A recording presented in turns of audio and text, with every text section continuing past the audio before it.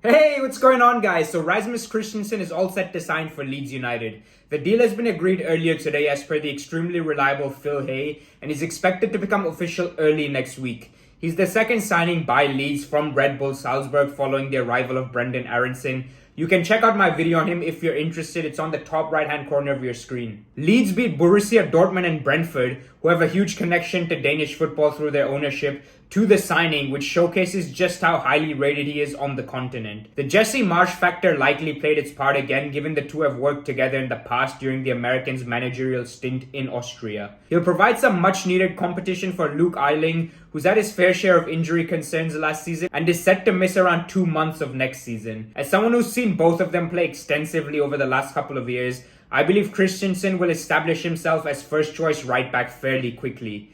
Given the relentless schedule next season with the World Cup taking place in November, Ayling as well as Stuart Dallas, who might even be out till 2023 following a horrific injury versus Manchester City, will still have a huge part to play in that position, but in all likelihood as rotation options. 10 million quid is the reported fee, which is fair in the current climate, particularly given the fact that he has 3 years left on his contract. He's coming in at a really good age of 24, which means he's got enough experience under his belt to not be overwhelmed by what's to come, but he's also yet to hit his prime. Not something you want to discuss when bringing in a new signing, but it also provides resale value from Leeds United's perspective going forward. Rather surprisingly, Kristensen was the one making headlines coming through at FC Midtjylland as an 18-year-old, despite the fact that they had Netherlands legend Rafael van der Vaart in their squad. 2 years of high-quality performances earned him a move to Ajax for the 2018-19 season.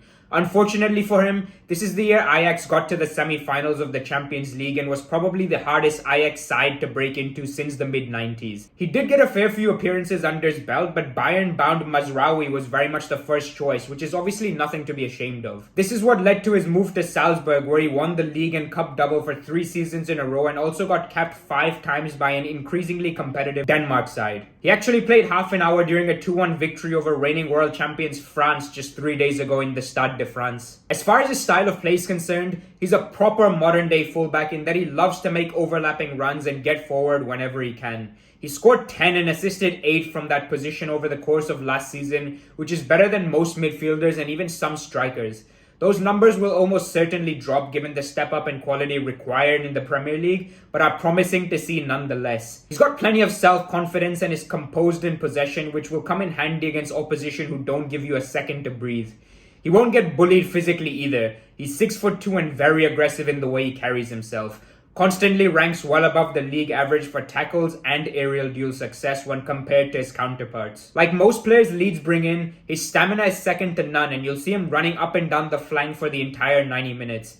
He does, however, have some parts of his game which are still quite raw. First and foremost, the tendency to give away cheap free kicks. You can somewhat get away with that when you're far and away the best side in the league, but do that in the Prem and you'll get punished. Secondly, his lack of communication when going forward. You see his centre-halves frustrated at times because the entire right-hand side of the team have to adapt to his movement in order to cover space. That is, however, something which can be ironed out tactically, and I'm sure Jesse Marsch will get on that right away. A journalist rather naively asked him this weekend if he had to look up Leeds United on Google in reference to recent transfer rumours, and Kristensen did not hold back in lavishing praise on the club.